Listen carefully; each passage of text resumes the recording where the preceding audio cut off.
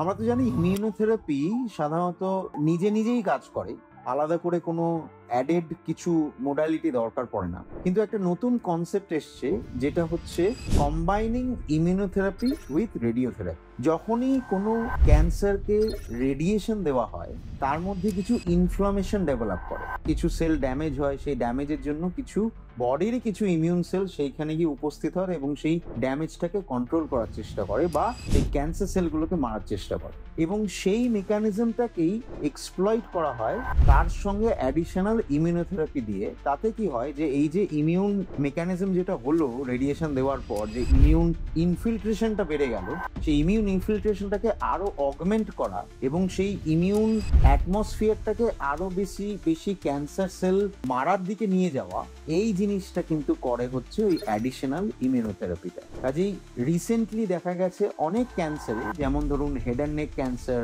বা মহিলাদের cervical cancer, এরকম কিছু কিছু ক্যান্সারে যখন শুধু রেডিয়েশনের সঙ্গে ইমিউনোথেরাপিকে অ্যাড করা হয়েছে, তাতে ক্যান্সারের কিওর রেটটা অনেক বেড়ে গেছে। সব ক্যান্সারের ক্ষেত্রে এটা এখনো অ্যাপ্লিকেবল নয়, কিন্তু কিছু কিছু ক্যান্সারে এই মেকানিজমটা দেখা গেছে। ধন্যবাদ।